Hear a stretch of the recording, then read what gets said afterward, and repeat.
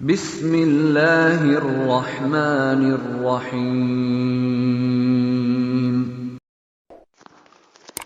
السلام عليكم ورحمة الله وبركاته. بسم الله الرحمن الرحيم. الحمد لله كفى والصلاة والسلام على رسوله المصطفى وعلى آله وأصحابه أشرف أما بعد. സകാത്തുൽ ഫിത്ര അഥവാ ഫിത്ർ സക്കാത്തിനെ സംബന്ധിച്ച് അറിഞ്ഞിരിക്കൽ അനിവാര്യമായ ഏതാനും ചില കർമ്മശാസ്ത്ര വിധികളെ സംബന്ധിച്ചാണ് ഇന്ന് ചർച്ച ചെയ്യുവാൻ വേണ്ടി ഉദ്ദേശിക്കുന്നത്. അല്ലാഹു സുബ്ഹാനഹു വ തആല നല്ല കാര്യങ്ങളൊക്കെ പറയുവാനും പഠിക്കുവാനും അതനുസരിച്ച് അമൽ ചെയ്യുവാനും നമുക്കെല്ലാവർക്കും തൗഫീഖ് നൽകട്ടെ. സക്കാത്ത് രണ്ട് ഇനമാണ്. ഒന്ന് സക്കാത്തുൽ മാൽ, മറ്റൊന്ന് സക്കാത്തുൽ ഫിത്ര അഥവാ ധനത്തിന്റെ സക്കാത്ത്, ദേഹത്തിന്റെ സക്കാത്ത്. ദേഹത്തിന്റെ സക്കാത്തിനാണ് സക്കാത്തുൽ ഫിത്ര എന്ന് പറയപ്പെടുന്നത്. സദഖത്തുൽ ബദൻ, സക്കാത്തുൽ അബ്ദാൻ എന്നീ പേരുകളിലൊക്കെ ഇത് അറിയപ്പെടുന്നുണ്ട്. ഹിജ്റ വർഷം 2-ാം വർഷത്തിലാണ് ഈ സക്കാത്തുൽ ഫിത്ര നിർബന്ധമാക്കപ്പെടുന്നത്. ഫിത്ര എന്ന് പറഞ്ഞ വാക്കിന്റെ അർത്ഥം തുറക്കുക എന്നുള്ളതാണ്. പരിശുദ്ധമായ റമദാനു ഷരീഫിന്റെ അവസാനത്തെ നോമ്പ് തുറക്കലോടുകൂടെയാണ് സകാത്തുൽ ഫിത്ര നിർബന്ധമാവുന്നത്. അതുകൊണ്ടാണ് തുറക്കൽ എന്ന അർത്ഥത്തെ സൂചിപ്പിക്കുന്ന ഫിത്ര എന്നുള്ള പദം ഉപയോഗിച്ചുകൊണ്ട് സകാത്തുൽ ഫിത്ര എന്നുള്ള പേര് വന്നത് എന്ന് ചില പണ്ഡിതന്മാർ പറയുന്നുണ്ട്. പരിശുദ്ധമായ നിസ്കാരത്തില് ചില വിഘ്നങ്ങൾക്ക് പരിഹാരമാണ് സഹുവിന്റെ സുജൂദ് എന്നതുപോലെ റമദാനു ഷരീഫിൽ അനുഷ്ഠിച്ചതായ നോമ്പുകളിൽ വല്ല വിഘ്നങ്ങളും വന്നുപോയിട്ടുണ്ടെങ്കിൽ അത് സകാത്തുൽ ഫിത്ര കൊണ്ട് പരിഹരിക്കപ്പെടും എന്നുള്ളതാണ്. അത് മാത്രമല്ല, പരിശുദ്ധമായ റമദാനു ഷരീഫിലെ നോമ്പിന്റെ പൂർത്തീകരണത്തിന് അനിവാര്യമായതാണ് സകാത്തുൽ ഫിത്ര എന്ന് ഹദീസുകൾ പരിശോധിക്കുമ്പോൾ നമുക്ക് കണ്ടെത്താൻ സാധിക്കും. കാരണം റസൂലുള്ളാഹി സ്വല്ലല്ലാഹു അലൈഹി വസല്ലം തങ്ങൾ പറഞ്ഞു, സൗമു ശഹ്രി റമദാൻ മുഅല്ലഖുൻ ബൈന സമാഇ വൽ അർദ് വലാ യുർഫഉ ഇല്ലാ ബിസകാത്തിൽ ഫിത്ർ. റമദാൻ മാസത്തിലെ നോമ്പ് ആകാശഭൂമികൾക്കിടയിൽ ബന്ധിക്കപ്പെട്ടതാണ്. സകാത്തുൽ ഫിത്ര കൊണ്ടല്ലാതെ അത് ഉയർത്തപ്പെടുകയില്ല.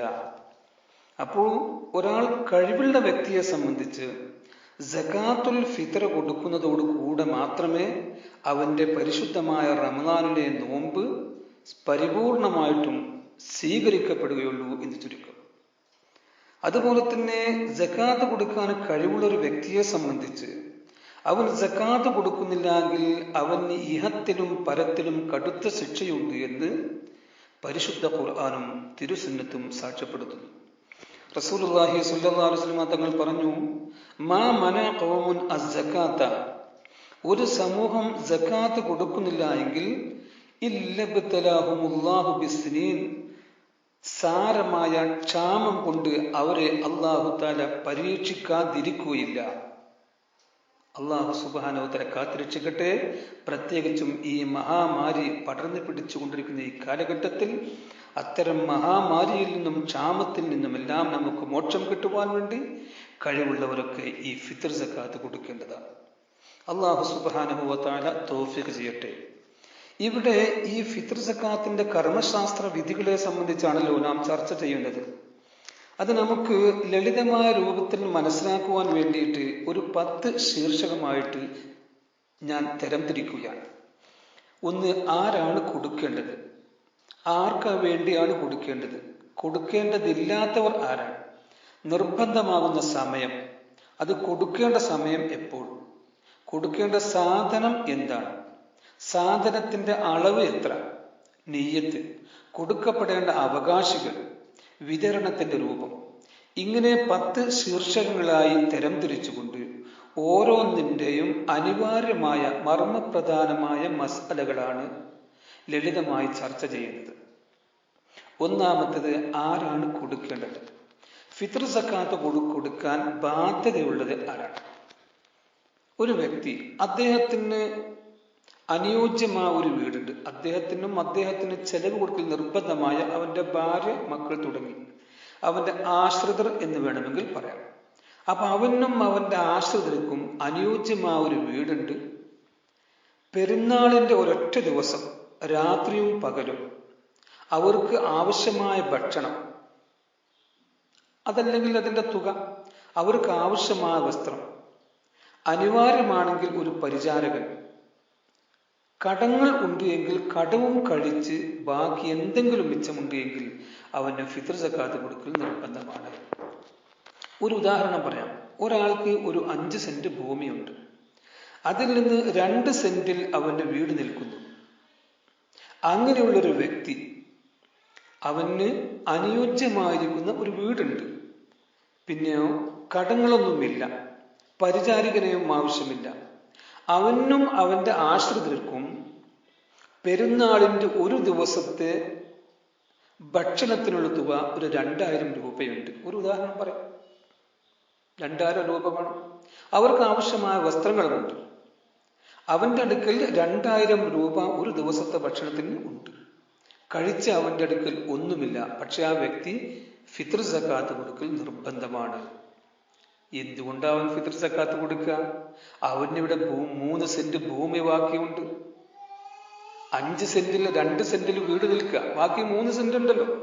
ഇനി ആ വീട്ടിന്റെ മുറ്റവും പരിസരവും കഴിച്ച് 1 സെന്റ് ബാക്കിയുണ്ട് എങ്കിൽ ആ 1 സെന്റ് വിറ്റാൽ ഫിത്ർ സക്കാത്ത് കൊടുക്കാനുള്ള ക്യാഷ് കിട്ടുമോ? എങ്കിൽ അത് വിറ്റുകൊണ്ട് അവൻ ഫിത്ർ സക്കാത്ത് കൊടുക്കൽ നിർബന്ധമാണ്. അത് വിൽക്കണമെന്നില്ല. ആവശ്യമായ തുക കടം വാങ്ങുകയോ അതല്ലെങ്കിൽ മറ്റേതെങ്കിലും രൂപത്തിൽ അവൻ സ്വരൂപിക്കുകയോ ചെയ്തുകൊണ്ട് ഫിത്ർ സക്കാത്തിന്റെ ബാധ്യതയിൽ നിന്ന് അവൻ ഒഴിവാകുകയില്ല, കൊടുക്കൽ നിർബന്ധമാണ്. അങ്ങനെ വരുമ്പോൾ ഏകദേശം എല്ലാ സാധുക്കളും, വലിയൊരു പണക്കാരത്തെ സംബന്ധിച്ച മാത്രമല്ല ഈ ഫിത്ർ സക്കാത്ത്, ഫിത്ർ സക്കാത്ത് സാധാരണക്കാരായ മിസ്കിന്മാർക്ക്, സാധുക്കൾക്ക് വരെ കൊടുക്കൽ നിർബന്ധമായിട്ട് വരും. ഒരാൾക്ക് ഇത് കഴിച്ച്, ഒരു ഉദാഹരണം, ഇതെല്ലാം കഴിച്ച് അവന്റെ അടുക്കൽ 2500 രൂപ ബാക്കിയുണ്ട്. 2000 രൂപ ഒരു ദിവസത്തെ ഭക്ഷണത്തിന് വേണം. കഴിച്ച് അവന്റെ അടുക്കൽ 500 രൂപയുണ്ട് എങ്കിൽ അവൻ ഫിത്ർ സക്കാത്ത് കൊടുക്കൽ നിർബന്ധമാണ്. പക്ഷെ ഈ 500 രൂപ കൊണ്ട് അവൻ ഫിത്ർ സക്കാത്ത് കൊടുക്കാൻ പിറ്റേ ദിവസം അവൻ പട്ടിണി കിടക്കേണ്ടി വരും. അതല്ലെങ്കിൽ അവൻ ജോലിക്ക് പോകാതെ അവന് പിറ്റേ ദിവസം ഭക്ഷണം കഴിക്കാൻ ഒന്നും ഉണ്ടാവില്ല. പക്ഷേ അത് നോട്ടമില്ല. ആ ഒരു ദിവസം, പെരുന്നാൾ ദിവസം എന്ന് പറഞ്ഞാൽ റമദാനിന്റെ അവസാനത്തെ സൂര്യൻ അസ്തമിച്ചാൽ അന്നത്തെ രാത്രി പെരുന്നാളിന്റെ രാവ്, ആ ഒരു രാവും പിറ്റേ ദിവസം പകൽ പെരുന്നാളിന്റെ പകല, ഈ ഒരു പകലും ഈ ഒരൊറ്റ ദിവസം അവനാവശ്യമായ ഭക്ഷണത്തിലുള്ള തുകയും ഈ പറഞ്ഞതും കഴിച്ച് ബാക്കിയുണ്ടെങ്കിൽ അവൻ ഫിത്ർ സക്കാത്ത് കൊടുക്കൽ നിർബന്ധമാണ്. ഇനി ഒരാൾക്ക് ഇതെല്ലാം കഴിച്ച് അവന്റെ അടുക്കൽ ഒരു 5000 രൂപ സ്റ്റോക്ക് ഉണ്ട്. ഇതെല്ലാം കഴിച്ച് 5000 രൂപ സ്റ്റോക്ക് ഉണ്ട്. പക്ഷെ അവന് ഒരു 10,000 രൂപ കടമുണ്ട്. എന്നാൽ അവൻ ഫിത്ർ സക്കാത്ത് കൊടുക്കേണ്ടതില്ല. കാരണം അവന് കടമുണ്ട്. കടവും കഴിച്ച് ഫിത്ർ സക്കാത്തിൽ കൊടുക്കും. ഇത് ധനത്തിന്റെ സക്കാത്തിനല്ല കേട്ടോ. ധനത്തിന്റെ സക്കാത്തിന് കടം പ്രശ്നമല്ല, ഫിത്ർ സക്കാത്ത് കൊടുക്കേണ്ടി വരും. ഇത് ഫിത്ർ സക്കാത്ത്, ദേഹത്തിന്റെ സക്കാത്തിനെ സംബന്ധിച്ച് കടവും കഴിച്ച് ബാക്കിയുണ്ടെങ്കിൽ അവൻ ഫിത്ർ സക്കാത്ത് കൊടുക്കേണ്ടി വരും. അപ്പൊ ഏകദേശം സാധാരണക്കാരായിരിക്കുന്ന ആളുകൾക്ക്, ഇനി ഒരു ഫക്കീറാണ്, അവന് കുറെ ആളുകൾ ഫിത്ർ സക്കാത്ത് കൊടുത്തു.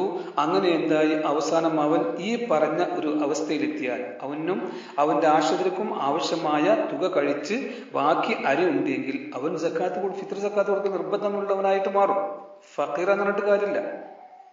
അപ്പൊ ചുരുക്കി പറഞ്ഞാൽ ഈ ഫിത്ർ സക്കാത്ത് ഏകദേശം എല്ലാ മിസ്കിന്മാർക്കും വരെ നിർബന്ധമാകുന്നതായ ഒരു മർമ്മപ്രധാനമായ അമലാണ് എന്ന് അറിഞ്ഞിരിക്കേണ്ടതാണ്. ഇനി ഈ ഫിത്ർ സക്കാത്ത് ആർക്ക് വേണ്ടിയാണ് കൊടുക്കേണ്ടത്?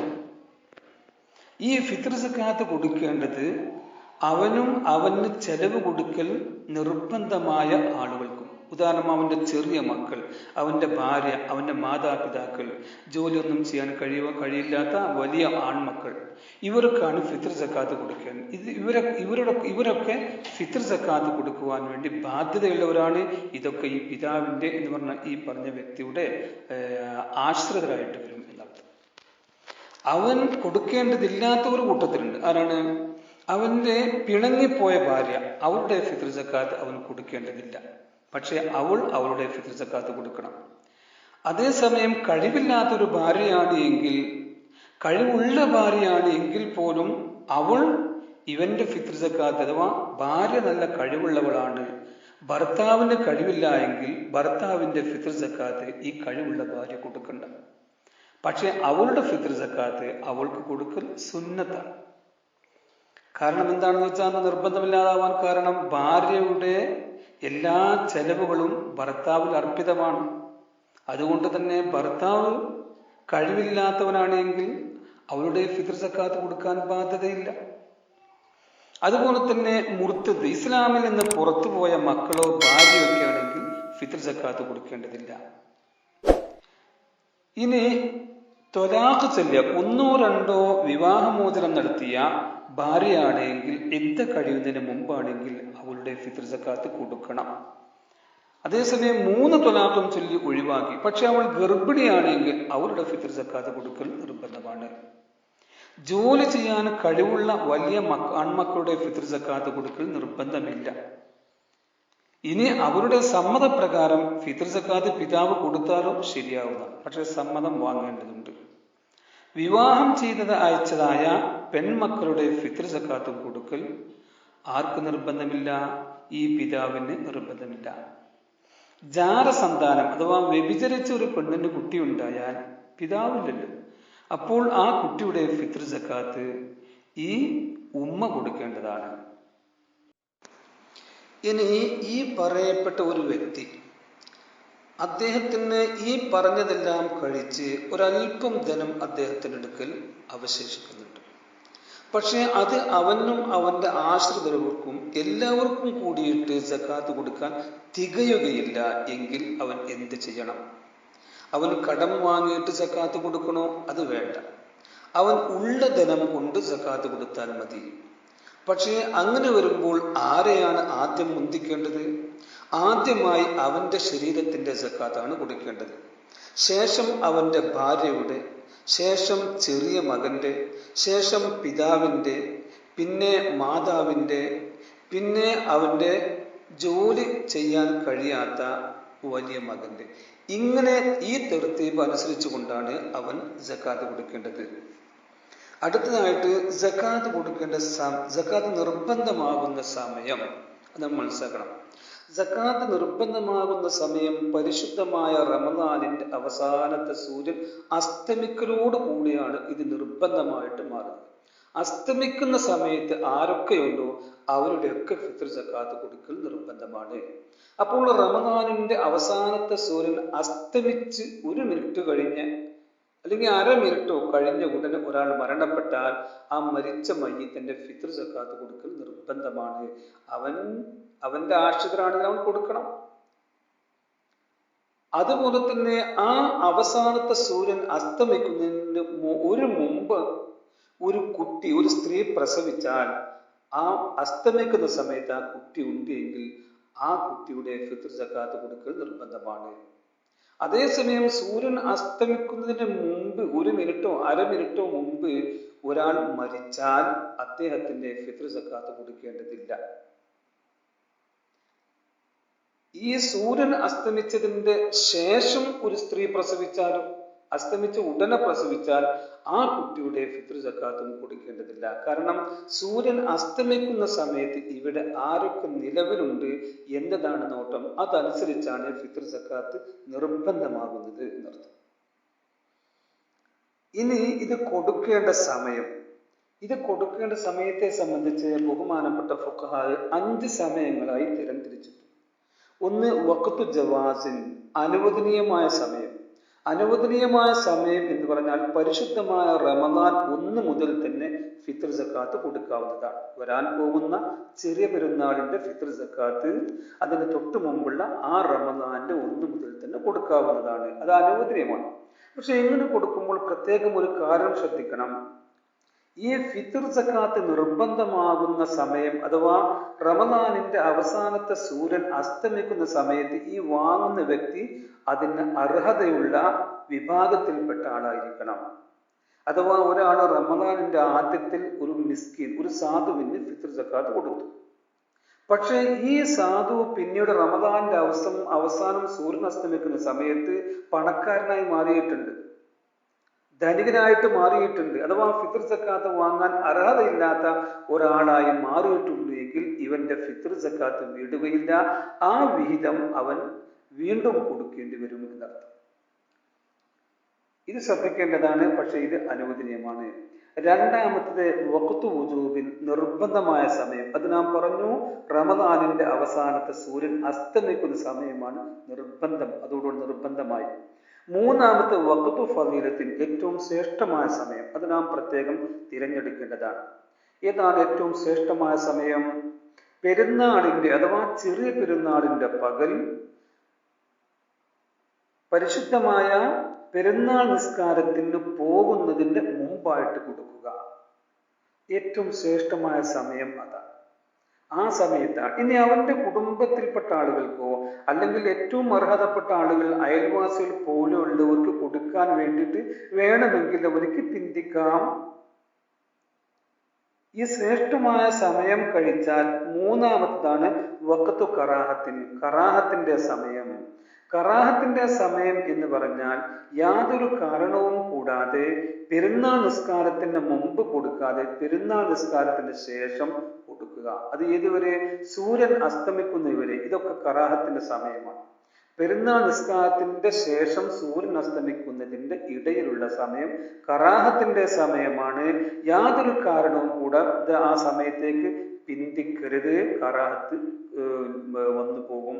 പക്ഷേ അവന്റെ കുടുംബത്തിൽപ്പെട്ടവർക്ക് കൊടുക്കാൻ വേണ്ടിയിട്ട് അല്ലെങ്കിൽ അതുപോലെയുള്ളതായിരിക്കുന്ന അനിവാര്യമായ കാര്യങ്ങൾക്ക് വേണ്ടിയിട്ട് പിന്തിക്കുന്നത് കൊണ്ട് വിരോധമില്ല. അഞ്ചാമത് വഖ്തു ഹുർമത്തിൻ, നിഷിദ്ധമായ സമയം. യാതൊരു കാരണവശാലും നിഷിദ്ധമായ സമയം ഏതാണ്? സൂര്യൻ അസ്തമിച്ചതിന്റെ ശേഷം. സൂര്യൻ പെരുന്നാളിന്റെ പകൽ സൂര്യൻ അസ്തമിക്കുന്നതിന് മുമ്പ് കൊടുക്കേണ്ടതാണ്. അസ്തമിച്ചാൽ പിന്നെ ഹറാമിന്റെ സമയമായി അവൻ കൊടുത്തു വീട്ടുകയും ചെയ്യണം. പക്ഷേ കാരണം കൂടാതെ പിന്തിച്ചതായ കുറ്റം അവന് കിട്ടുകയും ചെയ്യും. അവന്റെ കുടുംബത്തിന് വേണ്ടിയിട്ടോ അല്ലെങ്കിൽ ആശ്രിതർക്ക് വേണ്ടിയിട്ടോ അയൽവാസികൾക്ക് വേണ്ടിയിട്ടോ ഒന്നും പെരുന്നാളിന്റെ പകൽ എന്ന് പറഞ്ഞാൽ സൂര്യൻ അസ്തമിച്ചതിന്റെ ശേഷം വരെ അവൻ പിന്തിക്കാൻ പാടുള്ളതല്ല. ഇങ്ങനെയാണ് ബഹുമാനപ്പെട്ട ഫുഖഹാ 5 സമയങ്ങളായിട്ട് ഇതിനെ തിരിച്ചിട്ടുള്ളത് എന്നർത്ഥം.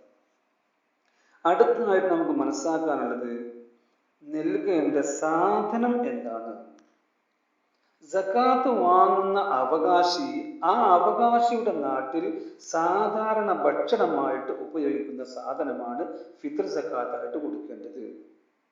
അരി, ഗോതമ്പ് പോലെയുള്ള സാധനങ്ങളാണ് ആ നാട്ടിൽ സാധാരണ ഭക്ഷണമായിട്ട് ഉപയോഗിക്കുന്നതെങ്കിൽ അത്തരം സാധനങ്ങളാണ് കൊടുക്കേണ്ടത്. ആ സാധനം തന്നെ കൊടുക്കണം.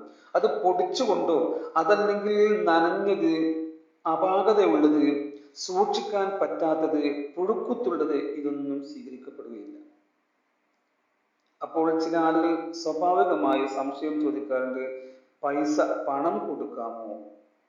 പണം ബഹുമാനപ്പെട്ട ഇമാം ഷാഫി റളിയല്ലാഹു അൻഹുവിന്റെ മദ്ഹബ് അനുസരിച്ചുകൊണ്ട് അതിന്റെ പ്രബലമായിരിക്കുന്ന അഭിപ്രായം അനുസരിച്ചുകൊണ്ട് ആ നാട്ടിലെ സാധാരണ മുഖ്യ ഭക്ഷണ സാധനം തന്നെയാണ് കൊടുക്കേണ്ടത്. ഇനി മദ്ഹബ് മറ്റേതെങ്കിലും മദ്ഹബിൽ അങ്ങനെ ഉണ്ട് എങ്കിൽ അത് തഖ്രീർ ചെയ്തുകൊണ്ടോ അഖ്വാല് പിടിച്ചുകൊണ്ടോ ഒരാൾ പണം നൽകുകയാണ് എങ്കിൽ വീണ്ടും പക്ഷേ അത്തരത്തിലുള്ള ആളുകൾ അതിൻ്റെ നിബന്ധനകൾ മുഴുവനും തന്നെ പഠിച്ച് മനസ്സിലാക്കി അറിഞ്ഞ് അതനുസരിച്ച് ചെയ്യേണ്ടതുണ്ട്. എങ്കിലേ സക്കാത്ത് വീടുകയുള്ളൂ എന്ന് സാന്ദർഭികമായി ഉണർത്തുകയാണ്. മറ്റൊന്നാണ് സാധനത്തിന്റെ അളവ്. എത്രയാണ് കൊടുക്കേണ്ടത്? ബഹുമാനപ്പെട്ട ഫുഖഹാ പറയുന്നത് 4 സ്വാഴ് എന്നുള്ളതാണ്. ഒരു സ്വാഴ് എന്നുള്ളതാണ്. ഒരു സ്വാഴ് എന്ന് പറഞ്ഞാൽ 4 മുത്ത്.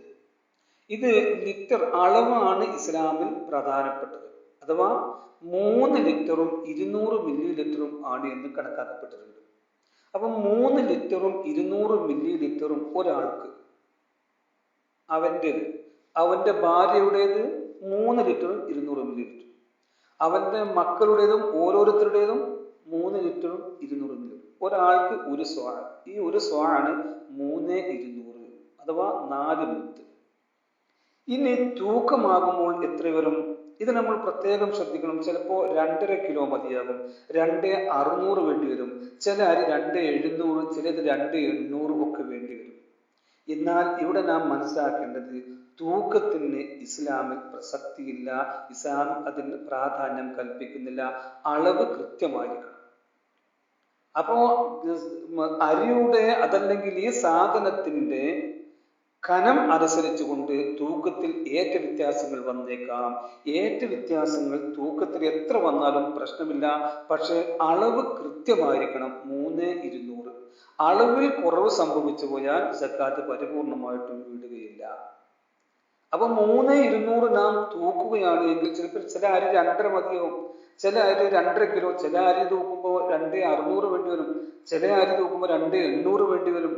അപ്പോൾ നാം കണക്ക് പറയുന്ന സമയത്ത്, നമ്മൾ ചെയ്യുന്ന സമയത്തും പറയുന്ന സമയത്തും മറ്റൊരാൾക്ക് പറഞ്ഞു കൊടുക്കുന്ന സമയത്തും അളവിന്റെ പ്രാധാന്യമാണ് പറഞ്ഞു കൊടുക്കേണ്ടത്. 3 ലിറ്ററും 200 മില്ലി ലിറ്ററും അത് എത്ര തൂക്കം വന്നാലും വേണ്ടില്ല, കുറഞ്ഞാലും വേണ്ടില്ല, അളവ് കൃത്യമായിരിക്കണം. അളവിനാണ് ഇസ്ലാമിൽ പ്രാധാന്യമുള്ളത്, അതിനാണ് ഇസ്ലാമിൽ പ്രസക്തി ഉള്ളത്.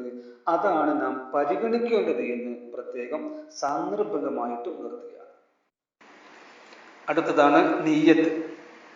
ഏതൊരു കർമ്മവും സ്വീകരിക്കപ്പെടാൻ നിയ്യത്ത് അനിവാര്യമാണ് എന്ന് നമുക്ക് എല്ലാവർക്കും അറിയാം. കാരണം റസൂലുള്ളാഹി സ്വല്ലല്ലാഹു അലൈഹി വസല്ലം തങ്ങൾ പറഞ്ഞു, ഇന്നമൽ അഅമാലു ബിന്നിയ്യാത്ത്, തീർച്ചയായും എല്ലാ കർമ്മങ്ങളും സ്വീകരിക്കപ്പെടുന്നത് നിയ്യത്തുകൾ കൊണ്ടാണ്. അപ്പോൾ സക്കാത്തും ഇതേ രൂപത്തിൽ നിയ്യത്ത് വെച്ചുകൊണ്ട് തന്നെ വിതരണം ചെയ്യണം. നിയ്യത്തില്ലാതെ കുറെ അരി വാരി കൊടുത്തു, അത് സക്കാത്താവുകയില്ല. ഈ നിയ്യത്ത് ചെയ്യേണ്ടത് എപ്പോഴാണ്? ഒന്നിരിക്കൽ നാം അതിന്റെ അവകാശിക്ക് കൊടുക്കുന്ന സമയത്ത് നിയ്യത്ത് ചെയ്യാം.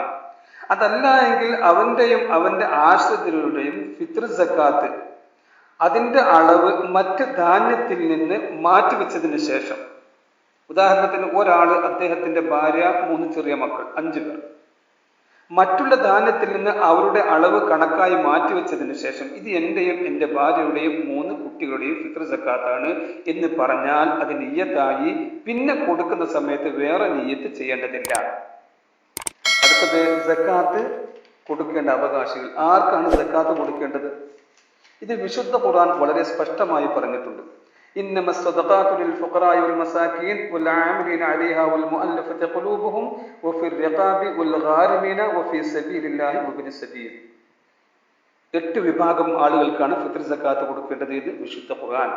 ഒന്നാമത് ഫുഖറ, ദരിദ്രന്മാർ. ആരാ ദരിദ്രന്മാർ എന്ന് പറഞ്ഞാൽ തീരെ കഴിവില്ലാത്ത, സാമ്പത്തിക ശേഷിയില്ലാത്ത, ചില സമയത്ത് ഭക്ഷണം ഉണ്ടാവും, ചിലപ്പോൾ പട്ടിണിയായിരിക്കും, ചിലപ്പോൾ കഴിഞ്ഞില്ല എന്ന് വരും. ഇങ്ങനെ അവന്റെ കാര്യങ്ങൾക്കൊന്നും അവർക്ക് ധനമില്ലാതെ കഷ്ടപ്പെടുന്ന ആളുകൾ, ഇവർക്ക് ദരിദ്രന്മാർ, ഫുഖറ എന്ന് പറയും.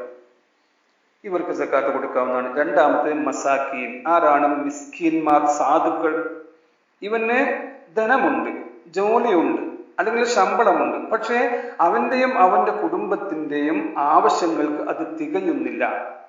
ഉദാഹരണത്തിന് ഒരാൾക്ക് ഒരു ദിവസം അവനും അവന്റെ കുടുംബത്തിനും 1000 രൂപ ആവശ്യമുണ്ട് എങ്കിൽ ഒരു 700 കിട്ടുന്നുണ്ട്, അതല്ലെങ്കിൽ ഒരു 800 കിട്ടുന്നുണ്ട്, പക്ഷെ തികഞ്ഞു പോകുന്നില്ല. അങ്ങനെ വരുന്ന സമയത്ത് അവർക്ക് മിസ്കിന്മാർ, മസാക്കിൻ എന്ന് പറഞ്ഞ വിഭാഗത്തിൽപ്പെട്ടവരാണ്. അങ്ങനെയുള്ള ആളുകളായിരിക്കാം നമ്മുടെ കൂട്ടത്തിലൊക്കെ ധാരാളം ആളുകൾ. ഇവർക്ക് സക്കാത്ത് കൊടുക്കാവുന്നതാണ്. മൂന്നാമത്തത് ആമിലീൻ, സക്കാത്തിന്റെ പ്രവർത്തകർ. സക്കാത്തിന്റെ പ്രവർത്തകർ എന്ന് പറയുമ്പോൾ ഇസ്ലാമിക രാജ്യത്തെ മുസ്ലിം ഭരണാധികാരി സക്കാത്ത് പിരിച്ചെടുക്കുവാനും അത് വിഹിതം വെക്കുവാനും അത് എഴുതുവാനും ഇങ്ങനെ സക്കാത്തിന്റെ പ്രവർത്തനങ്ങൾക്ക് വേണ്ടി നിയോഗിക്കപ്പെട്ട ആളുകൾ. അത് കൂടുതൽ വിശദീകരിക്കേണ്ട ആവശ്യമില്ല, കാരണം നമ്മുടെ നാട്ടിൽ അതില്ല, ഇത് ഇസ്ലാമിക രാജ്യവുമല്ല. നാലാമത്തെ വിഭാഗം മുഅല്ലഫത്ത് ഖുലൂബ്, പുതുവിശ്വാസികൾ അഥവാ പുതിയതായി ഇസ്ലാമിലേക്ക് കടന്നു വന്ന ഇസ്ലാം മതം വിശ്വസിച്ച ആളുകൾ. ഈ പുതുവിശ്വാസയുടെ ഗണത്തിൽ പ്രത്യേകമായി ബഹുമാനപ്പെട്ട ഫഖാഹ് പറയുന്നുണ്ട്, ഈ പുതുവിശ്വാസികൾ ഇസ്ലാമിലേക്ക് കടന്നു വന്നു, പക്ഷെ അവരുടെ വിശ്വാസം രൂഢമൂലമായിട്ടില്ല, ദൃഢമായിട്ടില്ല. അങ്ങനെയുള്ള ആളുകൾക്കാണ് ഫിത്ർ സക്കാത്ത് കൊടുക്കേണ്ടത്. അതുപോലെ തന്നെ അവർക്ക് അങ്ങനെയുള്ള ഈ പൊതുവിശ്വാസികൾക്ക് കൊടുക്കുന്നത് കൊണ്ട് അവരെ പോലെയുള്ള മാന്യന്മാരായ അവിശ്വാസികൾ ഇസ്ലാമിലേക്ക് വരാൻ സാധ്യതയുണ്ട് എന്ന് കണ്ടു കഴിഞ്ഞാലും അവർക്ക് ഫിത്ർ സക്കാത്ത് കൊടുക്കാവുന്നതാണ്. അഞ്ചാമത്തെ വിഭാഗം റഖാബ്, മോചനപത്രം എഴുതപ്പെട്ട അടിമ സമ്പ്രദായം ഇന്ന് നമ്മുടെ നാട്ടിലില്ലാത്തത് കൊണ്ട് അതും വിശദീകരിക്കേണ്ടതില്ല. ആറാമത്തെ ഗാരിമീൻ, കടം കൊണ്ട് വിഷമിക്കുന്ന ആളുകൾ. ആരാണ് കടം കൊണ്ട് വിഷമിക്കുന്ന ആളുകൾ? ഒരു അനുവദനീയമായ നല്ലതായ കാര്യത്തിന് വേണ്ടി കടം വാങ്ങി അത് വീട്ടുവാൻ കഴിവില്ല, അവധി എത്തിയിട്ടുണ്ടെങ്കിൽ അവർ ഹാരിമീൻ എന്ന് പറയപ്പെടുന്ന വിഭാഗത്തിൽപ്പെട്ടവരാണ്. ഉദാഹരണത്തിന് ഒരു മകളുടെ വിവാഹത്തിന് വേണ്ടി കടം വാങ്ങി അല്ലെങ്കിൽ വീടുണ്ടാക്കുവാൻ വേണ്ടി കടം വാങ്ങി എങ്കിൽ അത് വീട്ടുവാൻ കഴിവില്ല, അവധി എത്തുകയും ചെയ്തിട്ടുണ്ട്. ഇങ്ങനെയൊക്കെ വന്നു കഴിഞ്ഞാൽ അവർക്ക് സക്കാത്ത് കൊടുക്കാവുന്നതാണ്. അതേസമയം നിഷിദ്ധമായ മാർഗത്തിൽ കടം വാങ്ങിയിട്ട് വീട്ടാൻ കഴിവില്ലാതെ വന്നാൽ അവർ കടം കൊണ്ട് വിഷമിച്ച ആളുടെ കൂട്ടത്തിൽ അഥവാ സക്കാത്ത് നൽകപ്പെടുന്ന അർഹതയുള്ള കൂട്ടത്തിൽ പെടുകയില്ല.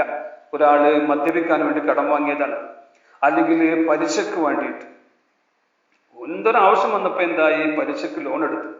അവസാനം ഈ പലിശ അടക്കാൻ ഭയങ്കര കടത്തുമക്കടായി, പലിശ അതടക്കാൻ നിർവാഹമില്ലാതെ വന്നാൽ അവനക്ക് സക്കാത്ത് കൊടുക്കാൻ പറ്റുകയില്ല, അവന് ഹാരിമീൻ എന്ന് പറയപ്പെടുന്ന വിഭാഗത്തിൽ പെടുകയില്ല.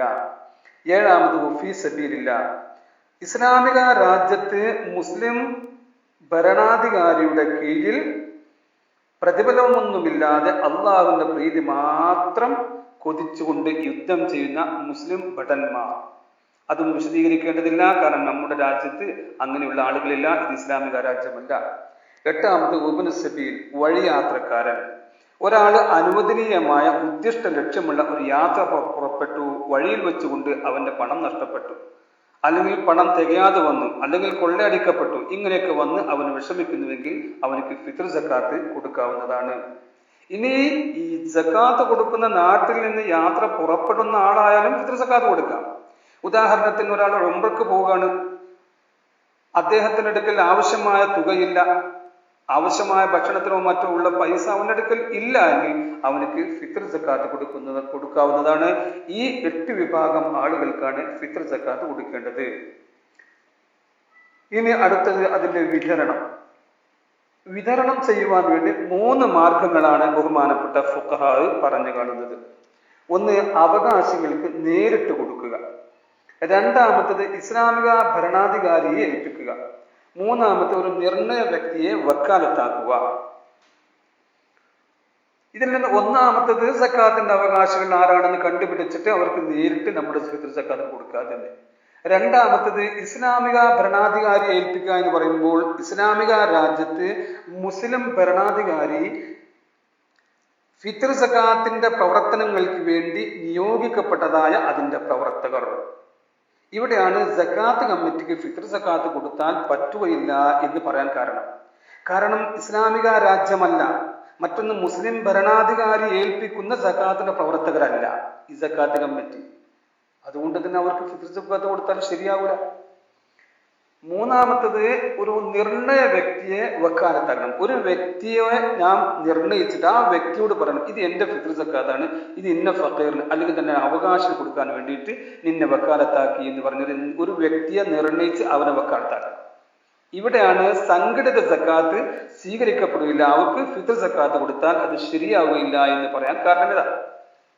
ഫിത്ർ സക്കാത്ത്, സംഘടിത ഫിത്ർ സക്കാത്ത് എന്നും സക്കാത്ത് കമ്മിറ്റി എന്നൊക്കെ പറയപ്പെടുന്ന വിഭാഗം, ഇങ്ങനെ കുറച്ച് ആളുകൾ ഒരു നവവിശ്വാസക്കാര്, ഒരു പുതിയൊരാശയക്കാർ, അവർ അങ്ങനെ പറഞ്ഞിട്ട് ഒരു കമ്മിറ്റി ഉണ്ടാക്കി ഇങ്ങനെ സക്കാത്ത് പിരിപ്പിക്കാൻ വേണ്ടി ആളുകളെ വിടും. അവർക്ക് ഫിത്ർ സക്കാത്ത് കൊടുത്താൽ ശരിയാവുകയില്ല എന്ന് പറയാൻ കാരണം എന്താണ്? നാം ഈ ഫിത്ർ സക്കാത്ത് കമ്മിറ്റിക്ക് കൊടുക്കുമ്പോൾ കമ്മിറ്റി ഒരു നിർണയ വ്യക്തിയല്ല. പ്രസിഡന്റ് ഉണ്ട്, സെക്രട്ടറി ഉണ്ട്, ഖജാൻജി ഉണ്ട്, മറ്റു ഭാരവാഹികളുണ്ട്. അപ്പൊ അവരെന്തായി, ഒരു കൂട്ടം ആളുകളാണ്. അതുകൊണ്ട് തന്നെ അവർക്ക് കൊടുത്താൽ എന്തായാലും ഫിത്ർ സക്കാത്ത് വിടുകയില്ല. ഒന്ന്. മറ്റൊന്ന്, ഈ കമ്മിറ്റിക്ക് കൊടുക്കുമ്പോൾ ഈ നിർണയിച്ച വ്യക്തിക്ക് വക്കാലത്താക്കുമ്പോൾ ആ വ്യക്തി അതിന്റെ അർഹതപ്പെട്ട ആൾക്ക് കൊടുത്തു എന്നിവന് അറിയണം, ഉറപ്പുവരണം. എങ്കിലേ ഇവന്റെ ഫിത്ർ സക്കാത്ത് വിടുകയുള്ളൂ. ഈ സക്കാത്ത് കമ്മിറ്റിക്ക് കൊടുത്താൽ അവർ ആർക്ക് കൊടുത്തോ കിട്ടിയില്ലേ, ആർക്ക് കിട്ടിയോ ഇല്ലേ ഒന്നും നമുക്ക് അറിയുന്നില്ല. അതുകൊണ്ട് തന്നെ അവർക്ക് കൊടുത്താൽ ശരിയാകൂല, നമ്മുടെ കടമ വീടില്ല. അപ്പൊ പ്രത്യേകം മനസ്സിലാക്കിയ ദാനം ധർമ്മം ആർക്ക് കൊടുത്താലും കൂലി കിട്ടും. മുസ്ലിങ്ങൾക്കാരും അമുസ്ലിങ്ങൾക്കാരും ഒക്കെ കൂലി കിട്ടും. പക്ഷെ സക്കാത്ത് എന്ന് പറഞ്ഞാൽ ഒരു നിർബന്ധ ബാധ്യതയാണ്. അത് അതിന്റെ അവകാശികൾക്ക് കൊടുത്താൽ മാത്രമേ നമ്മുടെ കടമ വീടുകയുള്ളൂ, നമ്മുടെ പിരടിയിൽ നിന്ന് ആ കടമ ഒഴിവാകുകയുള്ളൂ. അത് പ്രത്യേകം മനസ്സിലാക്കിയിട്ട് നാം സക്കാത്ത് കൊടുക്കേണ്ടതാണ്. നമുക്ക് മനസ്സിലാക്കേണ്ടത്, പരിശുദ്ധമായ റമദാൻ ഷരീഫിന്റെ അവസാനത്തെ സൂര്യൻ അസ്തമിക്കുന്ന സമയത്ത് ഒരാൾ എവിടെയാണോ അവിടെയാണ് ഫിത്ർ സക്കാത്ത് കൊടുക്കേണ്ടത്. ഉദാഹരണത്തിന് ഒരാൾ പരിശുദ്ധമായ റമദാനിന്റെ അവസാനത്തെ സൂര്യൻ അസ്തമിക്കുമ്പോൾ ഗൾഫിലാണ്, അവന്റെ ഭാര്യ നാട്ടിലാണ്, മക്കൾ നാട്ടിലാണ് എങ്കിൽ അവൻ എന്ത് വേണം? ആ സമയത്ത് സൂര്യൻ അസ്തമിച്ചതിന് ശേഷം ഈ നാട്ടിലുള്ള ഭാര്യയുടെയും മക്കളുടെയും ഫിത്ർ സക്കാത്ത് കൊടുക്കുവാൻ വേണ്ടി വക്കാലത്താക്കണം. വിളിച്ചു പറഞ്ഞാൽ മതി, അല്ലെങ്കിൽ എഴുത്തോ അല്ലെങ്കിൽ മെസ്സേജോ എന്തും പറ്റും, വാട്സപ്പ് ചെയ്താലും മതി. അതായത് ഫിത്ർ സക്കാത്ത് അവൻ എന്ത് വേണം? കൊടുക്കാൻ വേണ്ടി ഏൽപ്പിക്കണം. ഒരാളെ വക്കാലത്താക്കണം. വക്കാലത്താക്കുമ്പോൾ തൻ്റെ ഉപ്പയെ, ഭാര്യയുടെ ഉപ്പയെ, അല്ലെങ്കിൽ അനുജനെ, ജ്യേഷ്ഠനെ, സഹോദരന്മാരെ, അല്ലെങ്കിൽ അയൽവാസി ആരാലും വേണ്ട, ഒരാളെ വക്കാലത്താക്കണം. എന്നാൽ ഭാര്യയുടെ ഫിത്ർ സക്കാത്ത് പിതാവ് ഭാര്യയുടെ സമ്മതപ്രകാരം കൊടുക്കുകയാണെങ്കിൽ ശരിയാകുമെന്ന് ഫുഖഹാ പറയുന്നുണ്ട്. ചില ആളുടെ മക്കൾ 2-3 സ്ഥലത്തായിരിക്കും. 3 മക്കളുണ്ട്, 3 ചെറിയ മക്കള്, അവർ 3 ഹോസ്റ്റലിൽ പഠിക്കുകയാണ്, 3 സ്ഥലത്ത് ഹോസ്റ്റലിൽ പഠിക്കുകയാണ്. ഭാര്യ നാട്ടിലാണ്, അവൻ ഗൾഫിലാണ്. എന്നാൽ എന്ത് വേണം? ഇവർക്കൊക്കെ ഫിത്ർ സക്കാത്ത് കൊടുക്കണമെങ്കിൽ അവൻ വക്കാലത്ത് വിട്ട് ഒന്നിരിക്കൽ അവൻ ഹോസ്റ്റലിൽ പഠിക്കുന്ന ആ കുട്ടിയുടെ ഉസ്താദിനോ ബന്ധപ്പെട്ടവർക്കോ കമ്മിറ്റിയിൽപ്പെട്ട ഒരു വ്യക്തി, ആ വ്യക്തിയെ വക്കാലത്താക്കാം. ഭാര്യയുടേത് ഉപ്പാനെ, സഹോദരന്മാരെ ആരെങ്കിലും വക്കാലത്താക്കാം. ഈ വക്കാലത്ത് ഇല്ലാതെ കണ്ട് എന്താവുകയില്ല, അവന്റെ സക്കാത്ത് വിടുകയില്ല, അവന്റെ കുടുംബത്തിന്റെ സക്കാത്ത് വിടുകയില്ല എന്ന് പ്രത്യേകം ഓർക്കേണ്ടതുണ്ട്. ഇനി ഒരാൾ സൂര്യൻ അസ്തമിക്കുന്ന സമയത്ത്, അഥവാ റമദാനിന്റെ അവസാനത്തെ സൂര്യൻ അസ്തമിക്കുമ്പോൾ അവൻ ഗൾഫിലാണ്, അങ്ങനെ അവിടെ സക്കാത്ത് കൊടുത്തു, അവൻ നാട്ടിലേക്ക് പുറപ്പെട്ടു. നാട്ടിൽ വരുമ്പോൾ എല്ലാവർക്കും നോമ്പാണ്, പെരുന്നാളായിട്ടില്ല. അവൻ ആ നോമ്പ് അനുഷ്ഠിക്കണം. പിന്നെ അന്ന് സൂര്യൻ അസ്തമിച്ചപ്പോൾ പിറ്റേ ദിവസം പെരുന്നാളാ. എന്നാൽ അവൻ കൊടുത്തതായ സക്കാത്ത് വീണ്ടും, കാരണം അന്നത്തെ സൂര്യൻ അസ്തമിക്കുമ്പോൾ അവൻ നാട്ടിലാണ് എങ്കിൽ അവന്റെ സക്കാത്ത് വീണ്ടും രണ്ടാമത് കൊടുക്കേണ്ടതുണ്ടോ? അതില്ല. അതേസമയം നോമ്പ് അവൻ രണ്ടാമത്, നോമ്പ് നാട്ടിൽ നോമ്പാണെങ്കിൽ അവൻ പെരുന്നാൾ ആഘോഷിക്കാൻ പാടില്ല. ഇനി 31ാമത്തെ നോമ്പാണെങ്കിലും ആ 31ാമത്തെ നോമ്പ് അവൻ അനുഷ്ഠിക്കൽ നിർബന്ധമാണ്. അവന് പെരുന്നാൾ കഴിക്കാൻ പറ്റുകയില്ല. പക്ഷെ ഫിത്ർ സക്കാത്ത് രണ്ടാമത് അവന് കൊടുക്കേണ്ടതില്ല. ഇനി സക്കാത്തിന്റെ അവകാശികളിൽ നിന്ന് ആ നാട്ടിൽ അർഹതയുള്ളതായിരിക്കുന്ന ആളുകളിൽപ്പെട്ട എല്ലാവർക്കും കൊടുക്കണം. ഉദാഹരണമായിട്ട് 5 വിഭാഗം നാട്ടിലുണ്ടെങ്കിൽ 5 വിഭാഗത്തിന് കൊടുക്കണം. ഇനിയില്ല 4 വിഭാഗമേ ഉള്ളൂവെങ്കിൽ ആ 4 വിഭാഗത്തിൽ കൊടുത്താൽ മതി. അല്ല 3 വിഭാഗക്കാരാണോ എങ്കിൽ ആ 3 വിഭാഗത്തിൽ കൊടുത്താൽ മതി. ഓരോ വിഭാഗത്തിലും പെട്ട ഒരു 3 പേർക്കെങ്കിലും കൊടുക്കണം. ഫഖീറിൽ നിന്ന് 3 ഫഖീർമാർക്ക്, മിസ്കിന്മാരെന്ന് 3 മിസ്കിൻ, അങ്ങനെ കൊടുക്കണം. ആ ഫഖീർ വിഭാഗത്തിൽ നിന്ന് ഒരാൾക്ക് കുറച്ച് അതിന് കുഴപ്പമില്ല. ഒരേ വിഭാഗത്തിൽപ്പെട്ട 3, ഉദാഹരണം പറയാണ്, ഒരേ വിഭാഗത്തിൽപ്പെട്ട 3 ആളുകൾക്ക് കൊടുക്കുമ്പോൾ ഒരാൾക്ക് കുറച്ച് കൂടുതൽ കൊടുത്തു, മറ്റേ ഫഖീറിന് കുറച്ച് കൊടുത്തു, മറ്റേ ഫഖീറിന് അതിനേക്കാൾ കുറച്ച് കൊടുത്തു, അതിന് കുഴപ്പമില്ല. അതേസമയം ആ വിഭാഗത്തിൽപ്പെട്ട ആളുകൾക്ക്, ഉദാഹരണമായിട്ട് 15 ലിറ്റർ അരിയുണ്ട്, 3 ആളുടെ ഒരാളുടെയും കുടുംബത്തിന്റെയും അരി 15 ലിറ്റർ, ഒരു ഉദാഹരണം പറയും. എന്നാൽ 3 വിഭാഗമാണ് നാട്ടിലെങ്കിൽ 5 ലിറ്റർ ഫുഖറാവിന്, 5 ലിറ്റർ മിസ്കിന്മാർക്ക്, 5 ലിറ്റർ ആർക്ക് കടം കൊണ്ട് വിഷമിച്ചാൾ. അങ്ങനെ ആ വിഭാഗത്തിന്റെ ഇടയിൽ ഏറ്റവ്യത്യാസം വരുത്താൻ പാടില്ല. ഒരേ വിഭാഗത്തിൽപ്പെട്ട ആളുകൾക്കിടയിൽ ഏറ്റവ്യത്യാസം ആ വിഹിതത്തിൽ വരുത്തുന്നതിന് കുഴപ്പമില്ല. ഇനി അവന്റെ വിഹിതം നാട്ടിൽ എത്തിക്കപ്പെട്ട എല്ലാ വിഭാഗത്തിനും നൽകുവാൻ തികയുകയില്ല എങ്കിൽ, അതല്ല എങ്കിൽ അവന്റെ അല്പം ധാന്യം കൊണ്ട് കിട്ടുന്നവർക്ക് ഒരു പ്രയോജനം ഇല്ലാത്ത രൂപത്തിലുള്ള ഒരവസ്ഥ വരികയാണെങ്കിൽ അവൻ ആദ്യം ഫഖീറുമാർക്ക്, പിന്നെ മിസ്കീൻ എന്നീ രൂപത്തിൽ അത് നൽകേണ്ടതാണ്. ചുരുക്കത്തിൽ സക്കാത്ത് എന്നല്ല, ഓരോ അമലുകളും അതിൻ്റെ നിയമങ്ങളും അതിൻ്റെ നിബന്ധനകളും പഠിച്ച് മനസ്സിലാക്കി അറിഞ്ഞുകൊണ്ട് അമൽ ചെയ്യുവാൻ പ്രത്യേകം നാം ശ്രദ്ധിക്കണം. അപ്പോഴേ അത് നമ്മുടെ ബാധ്യതയിൽ നിന്ന് ഒഴിവാകുകയുള്ളൂ എന്ന് പ്രത്യേകം മനസ്സിലാക്കേണ്ടതാണ്. അള്ളാഹു സുബ്ഹാനഹു വ തആല തൗഫീഖ് നൽകട്ടെ. വളരെ സാഹസപ്പെട്ടുകൊണ്ട് ദീനി പ്രചരണ രംഗത്ത് പ്രവർത്തിക്കുന്ന ഇതിൻ്റെ സംഘാടകർക്ക് അള്ളാഹു സുബ്ഹാനഹു വ തആല കരുത്തും ആരോഗ്യവും പ്രദാനം ചെയ്യട്ടെ. അവരുടെ ഇത്തരം പ്രവർത്തനങ്ങളിലൊക്കെ അള്ളാഹു സുബ്ഹാനഹു വ തആല അഭിവൃദ്ധി പ്രദാനം ചെയ്യട്ടെ.